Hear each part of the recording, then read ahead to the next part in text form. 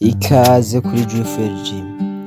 Igikorwa co kuryamana n'abantu benshi akenshi twibwira yuko ari ugushimisha umubiri nyene biraho bisanzwe bikarangirira ngaho, ariko abantu benshi turihenda kuko igikorwa co guhuza umubiri ni igikorwa c'umwuka, kandi nimba umuntu aboneka mu gihe habayeho kuryamana hagati y'umukobwa n'umuhungu canke y'umugore n'umugabo, muca mwumva yuko ico gikorwa atari ikintu gisanzwe, atari ikintu co gukinisha.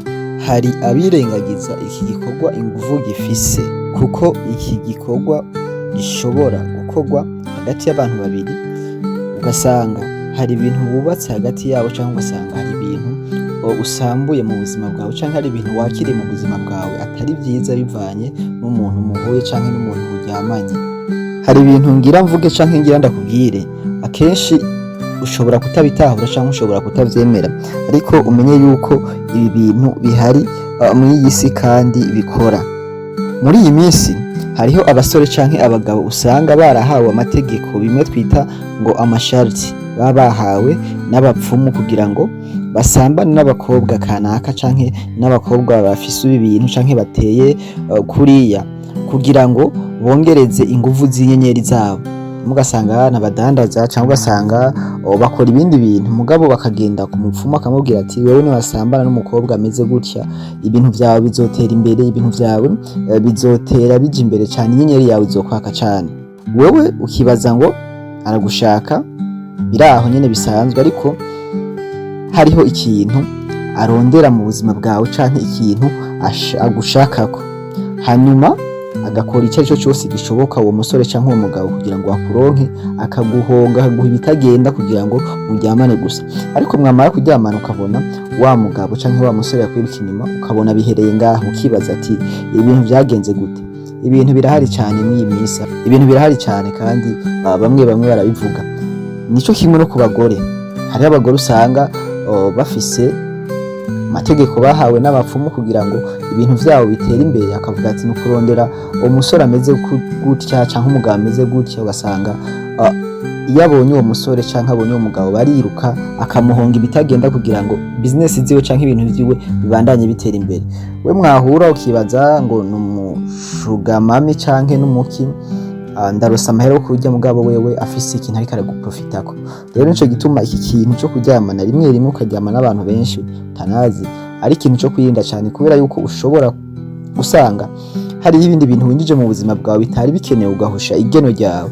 Iki kintu muntu nimba ubikora ukwiye kukiraba cane, kuko iminsi turimwo iriko iraba nabi cane kurusha uko vyahoze. Usomye muri Bibiliya hariya mu gitabo c'Itanguriro, umuntu bita Reyubeni umwana wa Yakobo yari umwana w'imfura. Icatumye atakaza inkomezi canke icatumye atakaza intebe y'ubuyobozi mu muryango wa Yakobo nuko yasambanye n'icoreke ya se bita Biruha, bituma atakaza kuba samuragwa. Iki rero nico bita inguvu zo guhuza umubiri. Urashobora guhuza umubiri n'umuntu ukawusha destin yawe. Ngaha ntibivuze yuko usambanye n'abantu benshi utazoja mw'ijuru, ijuru urashobora kurijamwo, ariko kubera ko uzosaba ikigongo, usaba imbabazi, vyose Imana izokubabarira.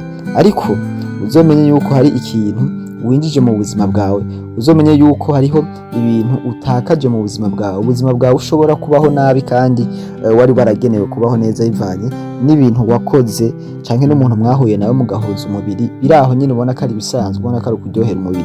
Hari ibintu kenshi uzokumva bavuga ngo nguriya mukobwa ngo yanteye umwaku, canke ukumva avuga ngo jewe ntarahura n'uriya mukobwa ibintu vyanje vyagenda neza, canke ugasanga umuntu akavuga ngo jewe nahomvye kubera abagore, ngo nirutse inyuma y'abagore cane, ngo hanyuma ngo birangira mpomvye.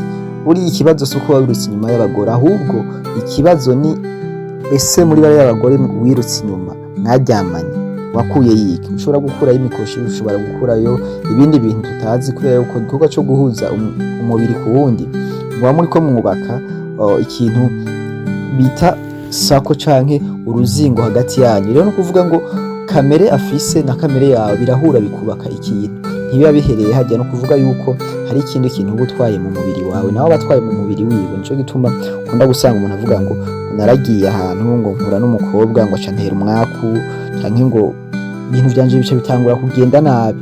Ari nivyo nigeze kumva bavuga ngo hariho ngo sote ngo y'abakobwa muryamanye nabo akenshi ngo ucugira imikoshi ngo baca bakugonga. Ivyo bintu benshi barabivuga rimwe rimwe namwe mwumvise ikiganiro abenshi murabizi. Rero ikintu cyo kuryamana si biba bintu biba bisanzwe, si ibintu biba biraho twebwe tuyifata nko kunezereza umubiri canke nko kwinezereza, mugabo suko biba biri, suko byifashe mu yindi si impwemu. Ushobora kuryamana n'umuntu uyu munsi cyangwa ushobora guhura n'umuntu mukaryamana ugatakaza umugisha wawe, ukava mu kibanza wari kuboneramwo umugisha wawe, kuko Imana ishaka kuguhezagira canke Imana irafise ikibanza yakugeneye kubamwo n'umuntu utegerezwa kuba uri kumwe nawe kugira ngo ishobore kuguhezagira. Nico gituma Adamu igihe yari amaze gukora icaha, Imana yamubajije ati Adamu uri hehe?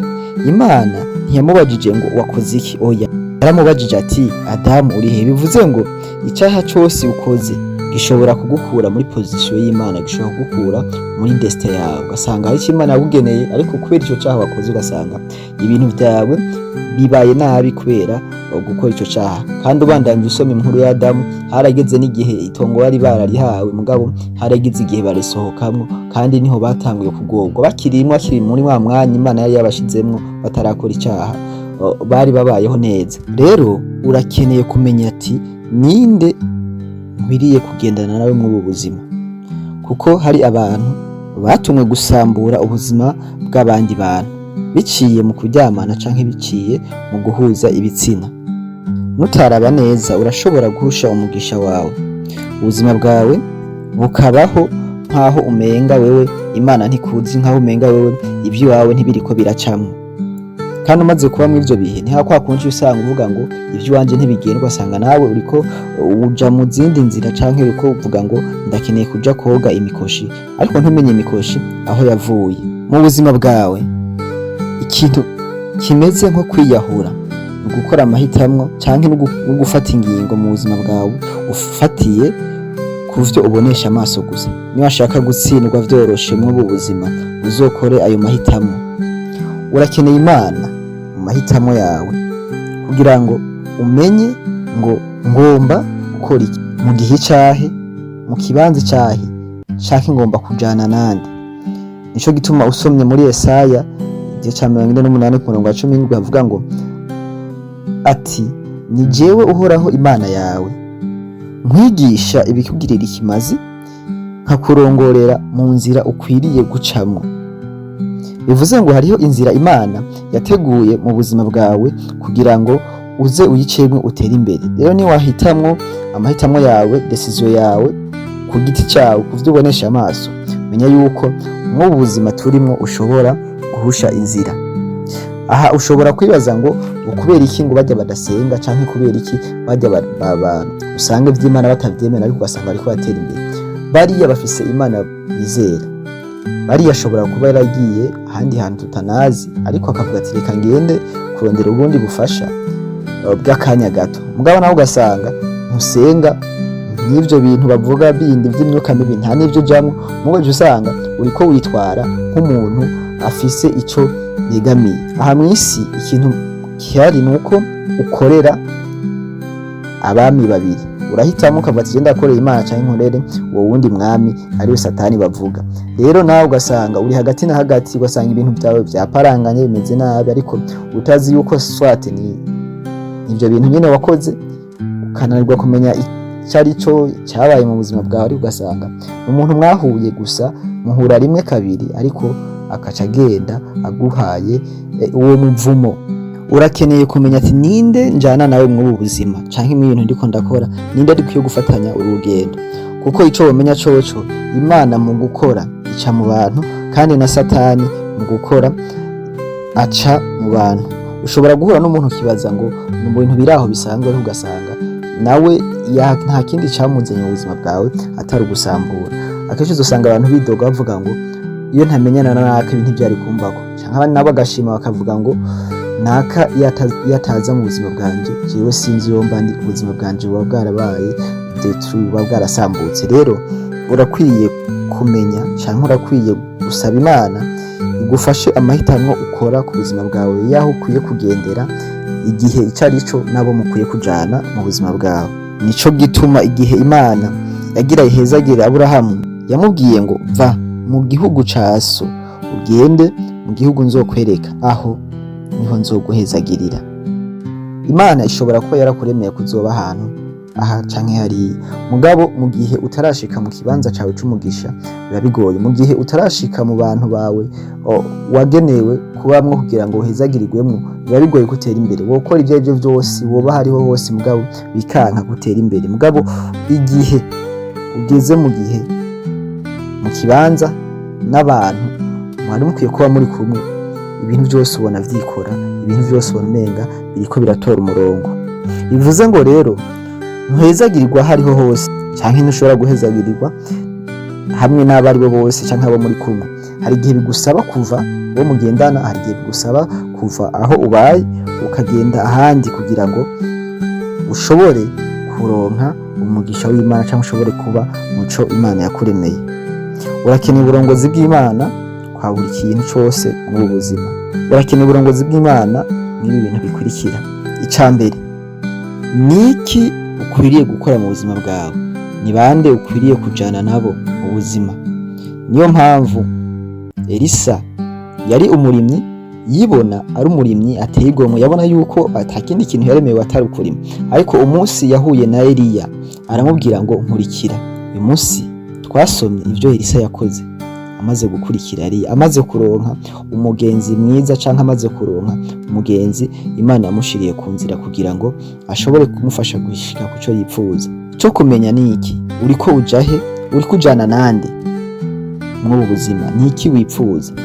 Nico gituma muri Matayo igice ca 4:19 Yesu yavuze ngo nkurikira nzokugira canke nzobagira. Nkurikira nzobagira, bivuze ngo Imana niyitugira, Imana niyitugira ico ishaka ko tuba cyo kugira ngo tubeho mu munezero, kugira ngo tubeho ubuzima twagenewe. Urakeneye Imana uko wowe uri kose, byo gukora byose Imana uzokwama uyikeneye. Ica kabiri, ukwiye gusaba Imana ngo iguhe mu burongozi. Ni hehe nkwiriye kuba?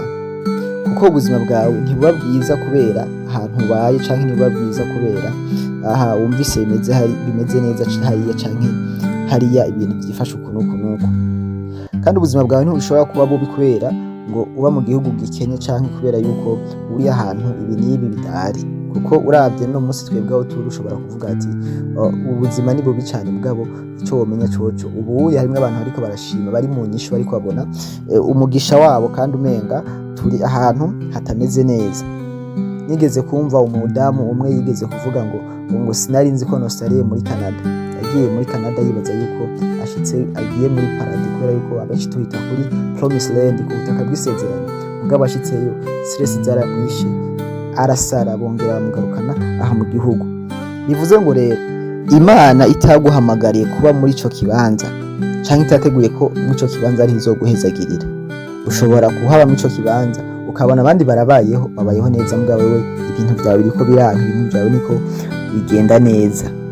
Icingenzi no kurondera aho Imana igomba ko uba, kuko aho niho hari umuhezagiro wawe canke niho hari imigisha yawe. Ni wihenda kw'ibi bintu uzisanga umeze nk'umukira rugendo, ubeho widoga uvuga ngo jewe ibiye canke jewe Imana yangize ibi n'ibi. Ushobora kumva ati hariya bimeze uku, hariya hari amahirwe, hariya ibintu bimeze neza, amafaranga araboneka canke ibintu bimeze uku nuku.